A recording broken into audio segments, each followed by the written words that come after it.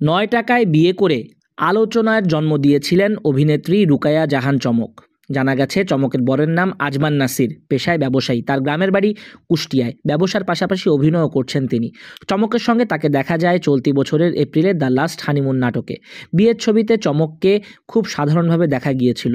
একটি মাদ্রাসায় তাদের বিয়ের আনুষ্ঠানিকতাও সম্পন্ন হয়। ছবিতে তাদের সঙ্গে সেখানকার ছাত্রছাত্রীদেরও দেখা গেছে।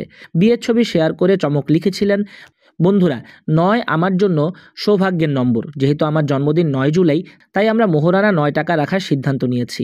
কারণ আমরা দুজনেই বিশ্বাস করি যে একটি সুখী বিবাহিত জীবনের জন্য অর্থ কখনোই গুরুত্বপূর্ণ নয়। এটা সৃষ্টিকর্তা প্রদত্ত ভালোবাসা, যা আমাদের সারা জীবন একসঙ্গে রাখবে বলে আমরা বিশ্বাস করি। চমক আরও লিখেছিলেন, কাছের কিছু মানুষকে নিয়ে আমরা একটা সাধারণ বিয়ের আয়োজন করেছি। মাদ্রাসার বাচ্চাদের নিয়ে খেয়েছি। আমরা এটিকে সহজ ও সাধারণ রাখতে চেয়েছি।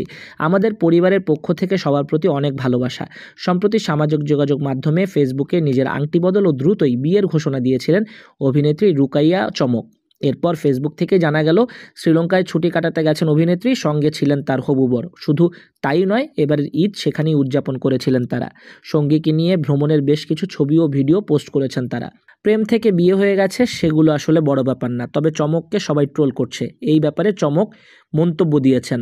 তিনি বলেন, যদি মনের মিল হয় তবে ৯০০ টাকা শাড়ি পরেও বিয়েতে বসা যায়। জন্ম মৃত্যু বিয়ে নাকি পূর্ব নির্ধারিত ভাগ্য?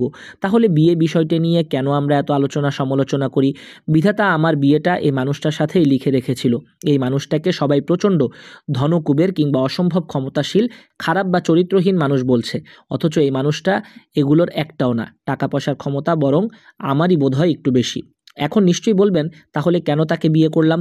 প্রথমত বলেছিলাম বিয়েটা পূর্ব নির্ধারিত ভাগ্য। দ্বিতীয়ত, সারাদিন আমি কাজ করে বাড়ি ফিরলে মানুষটা জিজ্ঞাসা করে রাতে কি খাবে, শরীর কেমন। প্রচণ্ড মাথা ব্যথা জ্বরে মানুষটা আমার পাশে সারা রাত জেগে থাকে। আমার শুটিংয়ের ফাঁকে খোঁজ নিতে আসে আমার কিছু লাগবে কিনা, অথবা অনর্থকী আমার পাশে বসে থাকে ঘন্টার পর ঘন্টা। আমার কাছে এসবের মূল্য টাকা দিয়ে বিচার হয় না। খুব সাধারণ চাওয়া পাওয়া আমার, তাই খুব সাদামাটাভাবেই এই মানুষটিকে জীবনসঙ্গী করে নিলাম।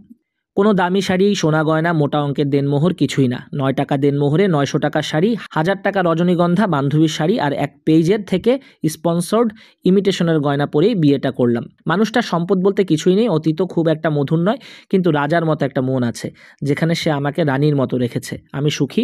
এই মুহূর্তে আমার মতো সুখী কজন আছে জানি না। আবার এই সুখ কতদিন টিকবে তাও জানি না। তবে এই মানুষটার সাথে সারা জীবন কাটিয়ে দেওয়ার ইচ্ছা আছে। বাকিটা উপরওয়ালার ইচ্ছা।